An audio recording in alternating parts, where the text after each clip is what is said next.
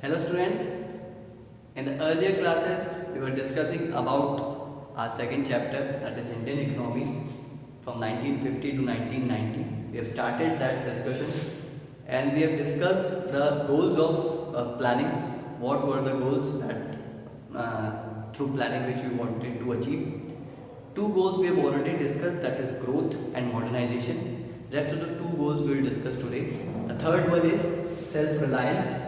What does self-reliance mean? Self-reliance means that to ensure that we avoid the use of those goods which can be produced inside the country. Use of those imported goods. When we got independent, we were importing many goods, especially food grains, food crops. In self-reliance, planners decided that we have to avoid this. Because as a country we should be capable enough to produce food crop for our population. हमारी population के लिए हम food crop grow करें, ये हम इतने capable होने चाहिए. ठीक है, एज अ कंट्री हमें इतना केपेबल तो होना चाहिए, ये हमारे प्लानर्स को लगा. तो वो सारे गुड्स जो हमारी कंट्री खुद प्रोड्यूस कर सकती है, चाहे फूड क्रॉप्स हो या कुछ और हो, those goods which can be produce in India, उनका इंपोर्ट, ठीक है, import of those good should be avoided. ठीक है, हम खुद ही प्रोड्यूस कर लें उन्हें, दिस इज सेल्फ रिलायंस.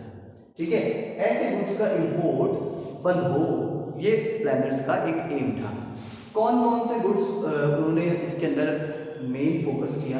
एक हमारा फूड है, एक हमारी टेक्नोलॉजी और एक हमारा कैपिटल. ठीक है, टेक्नोलॉजी प्लानर्स को ये समझ में आ गया था कि कोई कंट्री आगे तभी बढ़ सकती है जब वो टेक्नोलॉजिकली एडवांस्ड हो, जब उसके पास अच्छी टेक्नोलॉजी हो तब वो आगे बढ़ सकती है, जब उसके पास में पैसा हो तब वो आगे बढ़ सकती है. तो इन सब पे फॉरेन जो डोमिनेशन था, ठीक है, जो हम फॉरेन डिपेंडेंस था, ये वो खत्म करना चाहते थे. समझ में आता है कि जब आप इंडिपेंडेंट हुए तब आपके पास में ये सब चीज़ें नहीं होंगी, क्योंकि तब तक कोई और आप पे रूल कर रहा था. तो ये सब चीज़ें आपके दिमाग में सबसे पहले आएंगी. ठीक है, एज अ प्लानर आपके लिए ये प्राइम फोकस रहेंगे कि यार हमारे पास हमारा फूड, हमारी टेक्नोलॉजी, हमारा पैसा हो तो किसी और कंट्री पे हमें डिपेंडेंट ना होना पड़े, किसी और कंट्री से हेल्प हमें नहीं मांगनी पड़े. ये उनके दिमाग में हमेशा से था. चलिए, दूसरा है कि सेल्फ रिलायंस का एक और उनका मोटिव था कि अगर हम किसी फॉरेन कंट्री पे डिपेंडेंट रहते हैं अपने फूड के लिए या किसी और चीज़ के लिए, तो उनका इंटरफेरेंस हमारे इंटरनल मैटर्स में हमेशा रहता है. तो इससे इंडिया की सॉवरेनिटी को हमेशा खतरा था, इंडिया को हमेशा फॉरेन इंटरफेरेंस का खतरा था. ये डेंजर हमेशा से इंडिया को थे कि अगर कोई कंट्री आपको फूड सप्लाई कर रही है तो कल को वो आपके इंटरनल पॉलिसीज में इंटरफेयर कर सकती है, बोल सकती है नहीं नहीं ये लॉ आपने ऐसा क्यों बनाया, इसे चेंज कीजिए.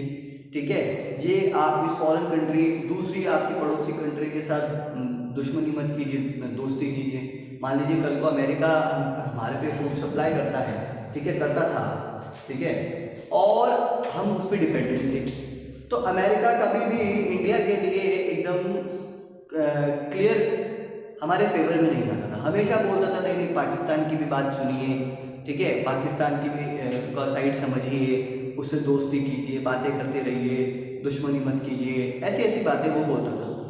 ठीक है, अब हो सकता है हमारी कंट्री के प्लैनेट्स को वो अच्छा नहीं लगता हो कि यार हम क्यों उस पड़ोसी कंट्री से बात करें, पाकिस्तान से, उनको पसंद नहीं आती हो वो कंट्री, मान लीजिए. तो ऐसी बातें उनको लेकिन माननी पड़ती थी. क्यों? क्योंकि हम अमेरिका पे डिपेंडेंट थे. हमारा जो वीट है वो अमेरिका से आता था, तो अमेरिका पे हम डिपेंडेंट थे हमारे फूड क्रॉप के लिए, तो इस वजह से हमें अमेरिका की बातें सुननी पड़ती थी. लेकिन आज हम किसी पे डिपेंडेंट नहीं है फूड क्रॉप के लिए, तो आज हम किसी की बात सुनने के लिए लायबल नहीं है. ठीक है, तो ये एक बहुत बड़ा फायदा होता है जब आप सेल्फ रिलायंस या सेल्फ इंडिपेंडेंट या इंडिपेंडेंट हो जाते हैं, आत्मनिर्भर हो जाते हैं तब. चलिए, नेक्स्ट है आपके पास में नेक्स्ट आ रहा है इक्विटी. ठीक है, इक्विटी का मतलब क्या है? इक्विटी सिमिलरली इक्वालिटी से समझ लीजिएगा, वैसे याद रख लीजिएगा. क्या मतलब है इक्विटी का? कि ये जो इकोनॉमिक ग्रोथ जितनी भी आप कर रहे हैं, जितनी भी इकोनॉमिक प्रोग्रेस आप कर रहे हैं, प्रोस्पेरिटी आपकी कंट्री में आ रही है, उसका फायदा आपके रिच सेक्शन और पुअर सेक्शन दोनों को मिलना चाहिए। ऐसा नहीं है कि जितना भी ग्रोथ आप कर रहे हैं वो रिच तक रेस्ट्रिक्ट होकर रह जाए, सिर्फ उनको ही फायदा मिले, ठीक है, पुअर तक फायदा वो पहुंचे ही ना, ऐसा नहीं होना चाहिए। बोल रहा है, ये गोल बोल रहा है कि अगर आपकी कंट्री में इक्विटी नहीं है, रिच और पुअर को बराबर मौके नहीं मिल रहे, उनको बराबर फायदा नहीं मिल रहा है, तो आपकी कंट्री में ग्रोथ का, आपकी कंट्री में मॉडर्नाइजेशन का, आपकी कंट्री में सेल्फ रिलायंस का कोई खास रेलेवेंस नहीं होगा, क्योंकि आपकी कंट्री खुश कंट्री नहीं होगी। बहुत एक पॉपुलेशन, मेजॉरिटी ऑफ पॉपुलेशन ऐसी होगी जो दुखी होगी, क्योंकि उनके पास में इकोनॉमिक ग्रोथ पहुंची ही नहीं, वो पुअर ही रह गए। तो इसीलिए हमें इक्विटी के अंदर ये जो रिच और पुअर का गैप है ये कम करना है। यही दो गोल्स हमने डिसाइड किए। इक्विटी के अंदर क्या फोकस करना है, दो चीज़ों पे। पहला, रिडक्शन इन इनइक्वालिटी और डिस्ट्रीब्यूशन ऑफ इनकम, कि ये जो इनकम है सिर्फ रिच तक ना पहुंचे, रिच और रिच हो जाए, पुअर और पुअर हो जाए, ऐसा नहीं होना चाहिए। इन दोनों को बराबर मौके मिलने चाहिए, बराबर इन तक एम्प्लॉयमेंट अपॉर्चुनिटीज़, इनकम अपॉर्चुनिटीज़ पहुंचनी चाहिए। इनकम इनकी बराबर कैसे न कैसे हम करें, इनके बीच का गैप कम करें, ये कोशिश इक्विटी गोल के अंदर हमने की है, ठीक है, या करते हैं। और दूसरा है कि हर इंसान को, एवरी सिटीजन ऑफ इंडिया, चाहे वो रिच हो चाहे पुअर हो, बेसिक फैसिलिटीज़ उन्हें मिलनी चाहिए, like food, clothing, shelter, health care, education, ठीक है। ये पांचों फैसिलिटीज़ तो बहुत ज़्यादा बेसिक है सर्वाइवल के लिए। ये हर एक इंसान को, हर एक सिटीजन को मिलनी चाहिए, ठीक है, चाहे वो सिटीजन बड़ा हो, छोटा हो, रिच हो, पुअर हो, कोई से भी स्टेट में रहता हो, कोई से भी सिटी में रहता हो, ये सब फैसिलिटीज़ उसके पास में पहुंचनी चाहिए। इक्विटी के अंदर हमने ये डिसाइड किया। देखिए, हमारी प्लानिंग के अंदर अगर हम कहीं अगर पीछे रह गए हैं एज अ कंट्री, तो वो इस इक्विटी के अंदर रह गए हैं। सबसे कम हम जो सक्सेसफुल हुए हैं उस इक्विटी को अचीव करने में ही हुए हैं। ग्रोथ बहुत कंट्री ने देख ली, ठीक है, और आगे भी देखेंगे। मॉडर्नाइजेशन भी हमारी कंट्री के अंदर आ गया है, धीरे धीरे आ रहा है। सेल्फ रिलायंस बहुत हद तक हम हो गए हैं, ठीक है, और किसी की ज़रूरत हमें नहीं है बेसिक चीज़ों के लिए तो एटलीस्ट, ठीक है, लेकिन थोड़ा बहुत टेक्नोलॉजी में वहाँ पे भी इम्प्रूवमेंट करना बाकी है।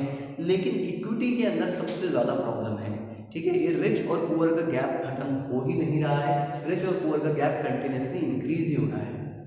One main reason is the inefficiency or the corruption of the politicians and the planners of the country, ठीक है। प्लानर्स की अगर बात नहीं करें तो पॉलिटिशियन जो उसको एग्जीक्यूट करने वाले, जो प्लानिंग को एक्चुअल में इम्प्लीमेंट करने वाले लोग हैं, उनका जो करप्शन है, उनकी जो इनएफिशिएंसी है, उसकी वजह से हम इस इक्विटी को अब तक ज़्यादा अचीव नहीं कर पाए हैं, यहाँ हम एक फेल हो रहे हैं, तो ऐसा लग रहा है धीरे धीरे, ठीक है। तो इसको इम्प्रूव करने की भी आगे कोशिश करेंगे। चलिए, ये चारों गोल्स हमने कर लिए हैं। That's all for today's discussion. We will continue in our next class. Thank you.